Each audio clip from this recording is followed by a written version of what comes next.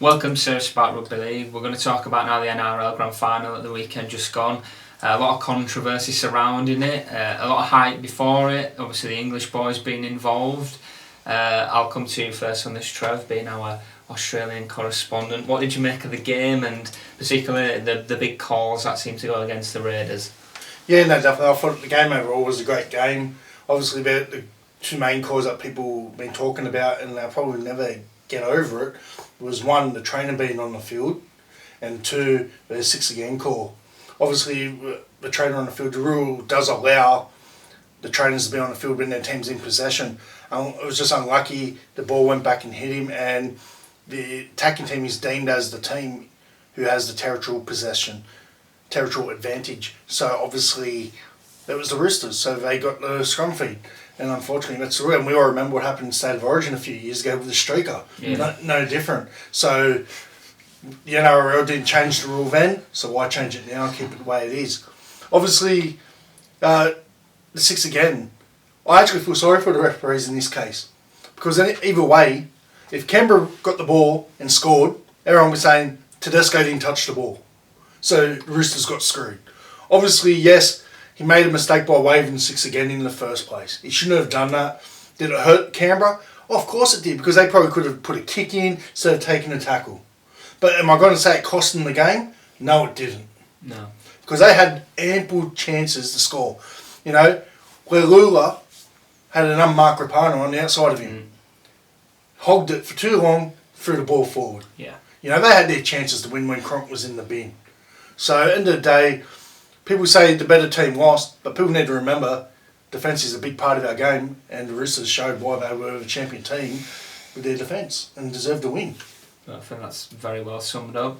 I just don't really know what else to say now. Well, I'll come to you, Jack, and talk about the English lads in the final. Yeah. Josh Hodgson, so a lot of responsibility, one of the Raiders co-captains.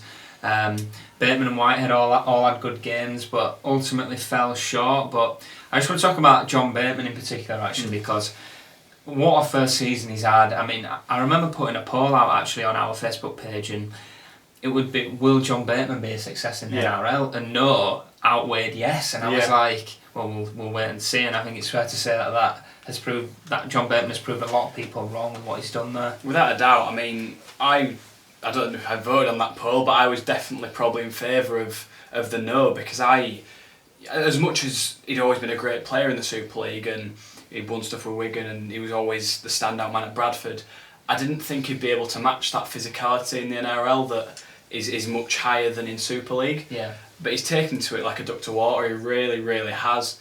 He's late. I think as well, one thing we've got to say is that he's a different player now than he was maybe at the end of last season or the start of this season. He's grown a lot this year, I think, for the Raiders. That's one thing that's been understated, really. Yeah.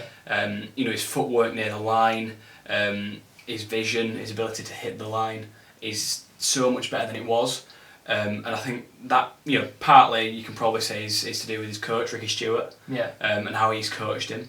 But I think it's been a bit of a natural progression that since moving over there he's just adapted, and he's naturally become a better player and adapted to the NRL style, and it's made him so much better. I think another thing that has helped him is he's chose the right club to go to in Canberra. Because Canberra is very much like England, you know, it's cold nearly every day of the year. and will remind him a lot of home, so he's not going to get homesick. They're not so much, even though they're only a couple of hours away from Sydney, they're not under the media scrutiny either, so he can go out, won't have to worry about the paparazzi, the TV networks following him around, so he can go and live his normal everyday life, so he's got that good work-life balance. And I think that's a big thing why I believe has helped him become a success as well. Yeah. Well, I think the last thing I'm going to touch on is it's been the Storm were the man premiers, weren't they? They actually came a bit clear, but I think the Roosters were always the favourites for me and thereabouts. Yeah, that's right. Who would you say out of the whole season? Obviously James Tedesco won the Dally M. Would he have been your winner? And just lastly, out of the English players, who stood out the most? Oh man, you still can't go past Hodgson. Yeah. For the English players, mate. He laid the platform for Canberra throughout the year. Like when he was off the field, they struggled. just his guidance around the ruck, because we all know in the modern game, the game is won around the ruck. For Dally M Player of the Year, Tedesco, he had another outstanding year. Like, you can't go past him. Like, he's the best fullback in the game at the moment and one of the best players in the world. Yeah, I fully agree with what these lads are saying. What did you make of the NRL Grand Final? Do you think the Raiders can come back next year and win it? And who was your player of the season? Let us know in the comments.